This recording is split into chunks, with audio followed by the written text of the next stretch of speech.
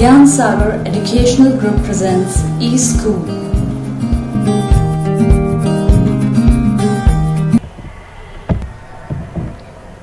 Today we are going to discuss iterating over a data frame. See students, sometimes we need to process all the data values in a data frame. But ऐसे cases में होता क्या है कि different subset बनाना और उनके साथ individual values में प्रोसेस करवाना it is bit difficult. Okay, so we need to iterate over a data frame. जो डेटा फ्रेम है हमारी, हम उसको इटरेट करते हैं. इटरेट मीन्स उसे रिपीटेड फॉर्मेशन में लाना. जैसे कि मुझे रो वाइज डेटा फ्रेम को देखना है या कॉलम वाइज डेटा फ्रेम को देखना है. इटर रो फंक्शन जो है it views a data frame in the form of horizontal subset. So iter rows हमें क्या करता है, हॉरिजॉन्टल सबसेट प्रोवाइड करता है. देन इटर आइटम जो है it views a data frame in a form of vertical subset. So हम column wise इसे देख पाते हैं एंड एज अ सीरीज के फॉर्म में हम इसे सीरीज के फॉर्म में भी देख सकते हैं. ओके, सो प्रोग्राम कैसे बनेगा इसमें. So let us on the Spyder see import pandas as pd. यहाँ पर मैंने एक वेरिएबल लिया है डेटा. डेटा में मैंने एक डिक्शनरी प्रोवाइड की है. Name, I am providing the name of 2 student. Age of 2 student. Favourite colour of 2 students, favourite colour and grade of the 2 students. Okay, so here is favourite colour and grade. Now dictionary को close किया and अब मैंने एक next variable लिया है which is df1 जिसमें मैं अपनी डेटा फ्रेम क्रिएट करूंगी. नाउ pd.data फ्रेम, और इस डेटा फ्रेम को मुझे कैसे क्रिएट करना है. सो ये जो डेटा नाम की डिक्शनरी है ये मैंने pd.data फ्रेम में पुट कर दी है. अब जब मैं प्रिंट df फंक्शन यूज करती हूँ तो मुझे जो आउटपुट मिलता है वो क्या है. See I am going to run that program. So name, age, favorite color and grade. I am going to expand my console. So see, name, age, favorite color and grade. Okay, अब इस programme में हम apply करते हैं hitter रो function. सी iteration जब भी होगा हमें फॉर फंक्शन यूज करना पड़ेगा. फॉर फंक्शन जो है ये इटरेशन के लिए यूज किया जाता है. राइट नाउ मैंने इसे कमेंट किया हुआ है. Everyone knows that 3 quotation mark make a comment in the Python program. अभी मैं क्या करूंगी, इस कमेंट को हटाऊंगी यहाँ से. सो मैंने कमेंट डिलीट किया. नाउ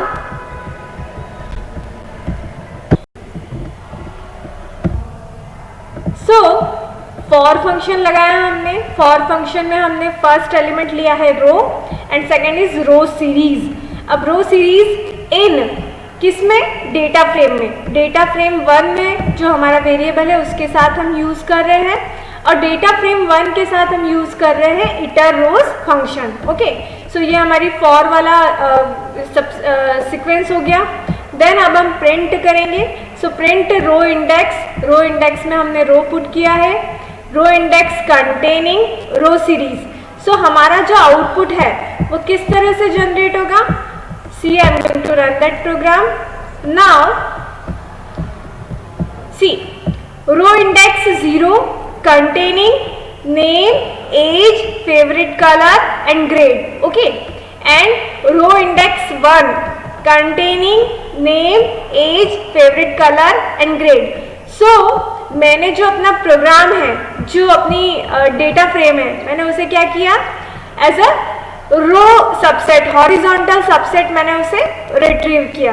नाउ सेम प्रोग्राम हम यूज करेंगे data frame iteritems, that means vertical subset. अब वर्टिकल सबसेट लेने के लिए मुझे प्रोग्राम में क्या चेंजेस करने होंगे.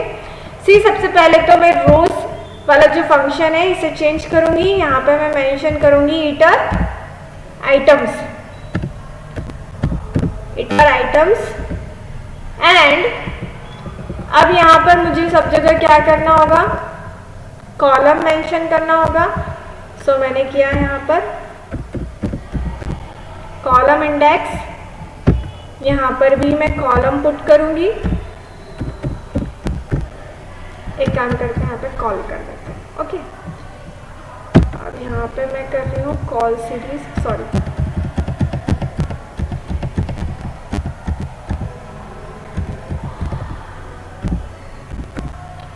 now I am going to change my variables in for that use call and call series.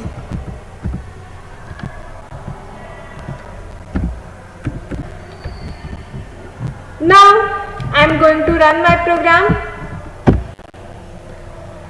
See, the output is column.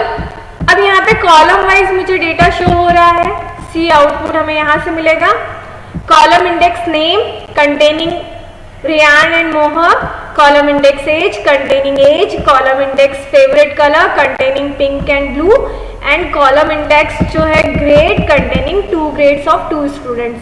So C student, that is the difference between iter row, iter items. Okay, so यहाँ पे हम दोनों के बीच में difference देख पा रहे हैं। एक जो हमने इटर रोज किया तो हमने डेटा के सबसेट बनाए हॉरिजॉन्टली, और जब हमने इटर आइटम्स किया तो हमने डेटा के सबसेट बनाए vertically.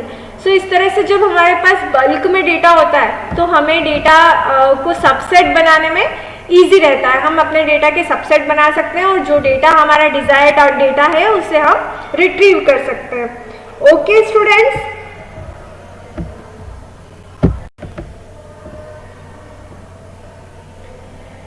now binary operations. Binary operations over data frame with a series. Okay, that means operation requiring 2 values to perform. कुछ ऑपरेशंस परफॉर्म करवाने के लिए हमें 2 वैल्यूज़ की ज़रूरत होती है। जिन ऑपरेशंस में 2 वैल्यूज़ की ज़रूरत होती है वो ऑपरेशंस क्या कहलाते हैं? बाइनरी ऑपरेशंस कहलाते हैं। Like basic arithmetic operators are plus, minus, subtract यानी कि माइनस, डिवीज़न, मल्टीप्लिकेशन। सो ये जितने भी ऑपरेटर्स हैं ये बाइनरी ऑपरेटर्स हैं, बिकॉज परफॉर्म करने के लिए इन्हें 2 ऑपरेंड्स की नीड होती है। तो जब हम डेटा फ्रेम पर इस तरह के बाइनरी ऑपरेशंस परफॉर्म करते हैं, so we need 2 data frames. जो 2 डेटा फ्रेम्स हैं उनकी ज़रूरत हमें पड़ती है, एंड जो डेटा फ्रेम्स है वो अलाइंड होंगी अपने रोज और कॉलम्स के इंडेक्सेस पर।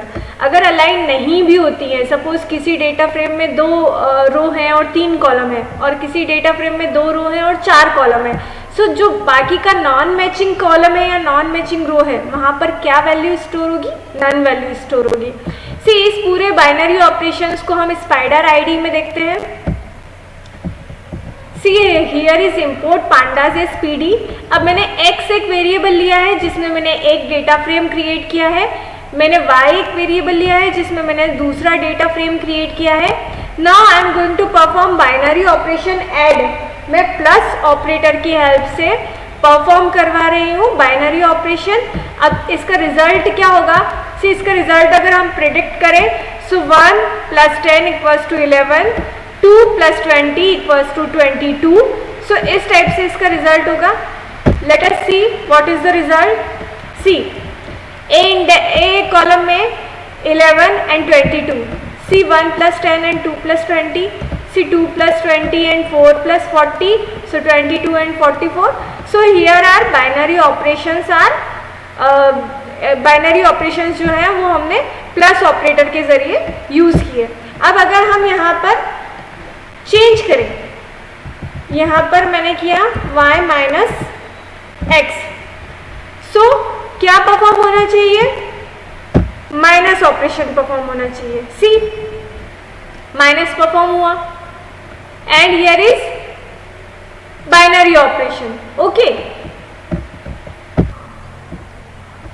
now multiply, we want to multiply both the data frames. So what is the output? See, the output is 1 × 10, 2 × 20, 2 × 20, 4 × 40. So इस तरह से हमें अपना आउटपुट मिलता है। Now when we are going to divide that one data frame with another data frame, so what is the output? See, the output is 1 को 10 से divide किया, सॉरी 10 को 1 से डिवाइड किया, 20 को 2 से डिवाइड किया, 4 को 40 से डिवाइड किया. Now I am going to change these values. So अभी मुझे यहाँ पर चेंज करना है अगर कोई वैल्यू, सो मैंने यहाँ पर इस तरह से चेंज कर दिया. Now what is the output? So I am going to run that program. Now see my output is changed. Okay, so इस तरह से हम दो डेटा फ्रेम्स के बीच में plus operation, minus operation, multiply operation and divide operation perform कर सकते हैं. Okay, now students, operators use करने की जगह अगर हम ऐड कीवर्ड यूज करेंगे तो भी ये दो फ्रेम्स को आपस में ऐड करेगा. So what is the output? See our previous output is 11, 22, 33, 22, 44, 55. That is the add.